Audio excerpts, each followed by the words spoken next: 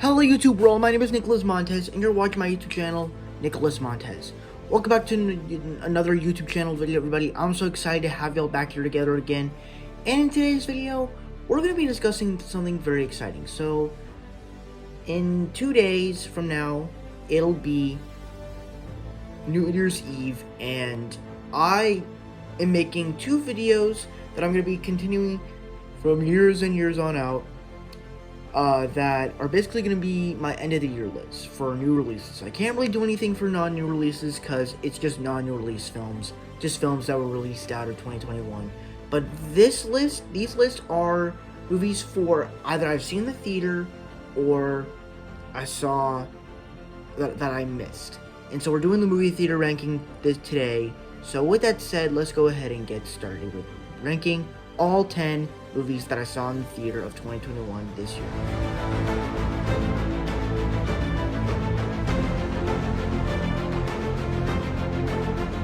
Now, to be clear, I don't hate Eternals like everybody else does, but for me, this is easily one of the most ambitious films.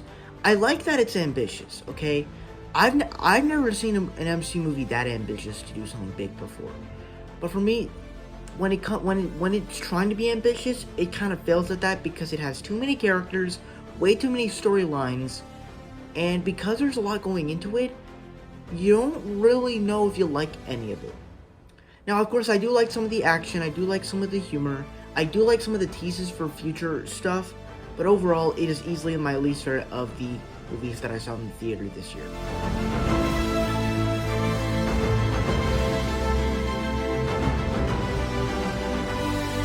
Now, this is probably the most mixed film on this entire list because some people really like it, others are kind of hating on it.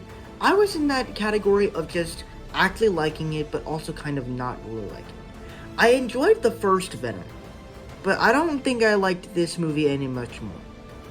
Mainly because the story here is just okay. Everything was pretty much okay. The humor was pretty good. Carnage was kind of cool, though they just killed him off, and Cletus Cassidy was great. The end credit scene is great, though it was ruined in No Way Home. But overall, I was just not that impressed with this movie.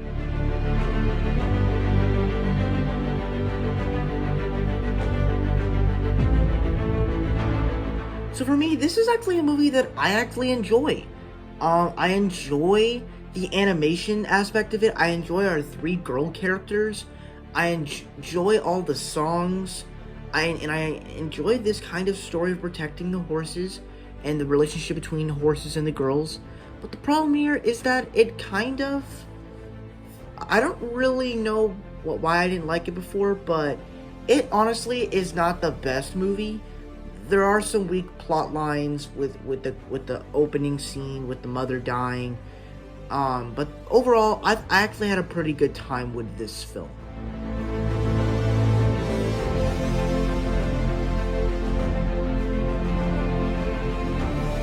Now, this is a movie that everybody were going crazy for. Everybody was absolutely hating on it. Everybody was absolutely going nuts for it. I was on that boat where when I watched it, I really enjoyed it. The action is, of course, amazing. All the character moments are awesome. The introduction of all these characters are absolutely amazing, and the way that it's just a star-studded cast is just great. I think the big problem here is just the way they did all these plot lines.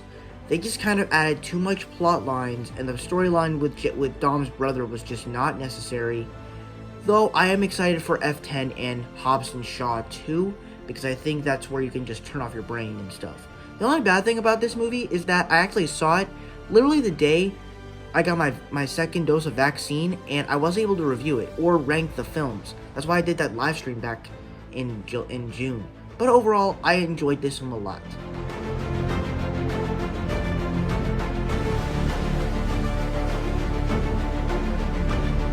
Now, this is a movie that's so frustrating for me because there's tons of things that I absolutely love from this movie, and then there's some things that kind of knock it out of the rails. On the positives, of course, this is probably the film that has the best action in the entire MCU. All the action is just great. There's characters in this movie that I absolutely love. Shang-Chi has this amazing arc where his father sent him to kill someone and he did it, and so he kind of ran from his past for 10 years, and then his sister, her father wouldn't let her train with the boys, and so she watched what they did and trained herself to do it better and made her own empire. And then the Mandarin is actually a pretty good villain at first, where he actually does stuff because of love, and I actually really enjoy that. But also, I think the big problem here is that when you get to the third act and it's just this alien invasion film, and it has this whole plotline of the mother probably being alive, I just don't think that's very interesting. But overall, it was a very enjoyable film. It's just, it kind of knocked it out of the park with that whole plotline.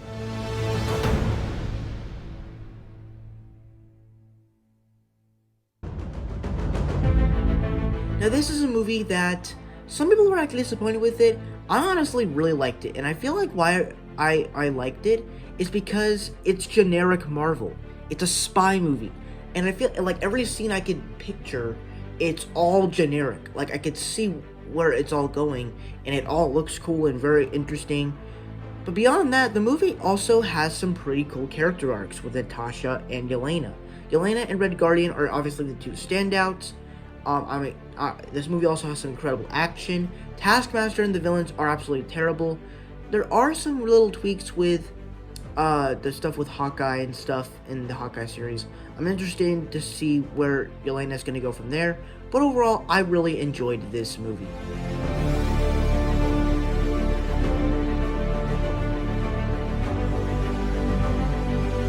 Now, this was a movie that, once again, it's just a film that was so mixed on for so many people.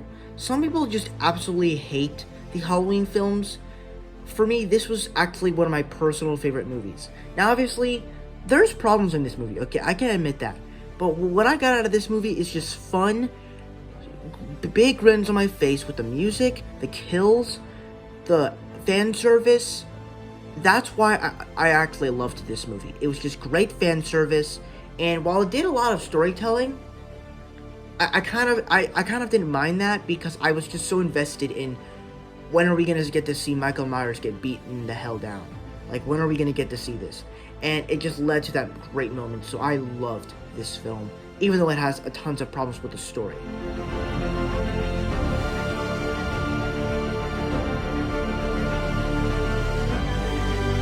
Now, this was a movie that I was actually planning to see in the theater at all. Until a week before this movie came out, I saw the original A Quiet Place, and I decided, you know what? Why not go watch A Quiet Place 2 instead of Cruella, even though I saw Cruella in August when it came out on Disney Plus for free. And I was honestly right to see this movie when it came out. This was just one of the best movies of that time because it was just great. The fan service, the jump scares are absolutely on the edge of your seat. The story and the way it kind of tells the other story of other people with this world is just great. It continues the characters in different cool ways, and I love the way they continue this story. So this was easily one of my favorite movies going to see at the theater.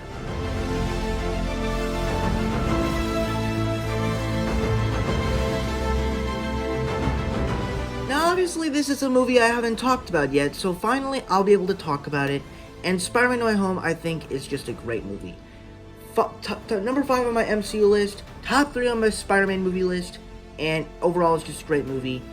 And what makes this movie work so well is that it's able to do great fan service while also telling a great Spider-Man story.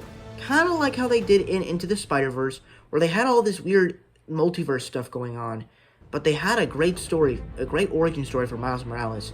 This is a great origin story for our MCU version of Peter Parker, our MCU version of Spider-Man. And I think that was a great way to tell a story with this. Along those same lines, the characters from the Sam Raimi and Andrew Garfield films are amazing. When we get the Spider-Man into it, the action, the characters, the music, it's just a fan service, and the energy in my room in the theater was absolutely insane. So for me, this is easily one of my favorite movies. I'll talk more about this film when I do my live stream Friday.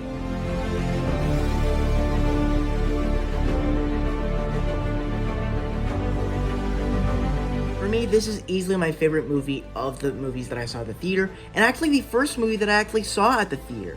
Ever since the last movie I saw before this was back in 2019 in November, I saw Frozen 2. And the fact that this is the first movie that I saw in the theater after a year of not going, this was just a great movie to go to see. And especially it's the next Disney animated feature film after Frozen 2. I just loved this movie when I first saw it. The story here, the characters, the action, the whole movie is just explored very well. Like, everything about this movie is just great. And spoiler alert, this is my favorite movie of 2021. Just saying. So that's my ranking of all the movies that I saw at the theater in 2021. Thank you guys so much for watching. I hope you enjoyed. Don't forget to like, comment, and subscribe. My Instagram is Marvel6, my TikTok is MarvelFan. If you guys don't understand those names, head to my about sections. You can follow me on all social medias. I'm also on Letterboxd. It's the same name as Instagram. Marvel_6_. Go follow me on Discord. It's the same name as Instagram. Don't follow me on Snapchat because I'm not doing anything on there. But bye, guys.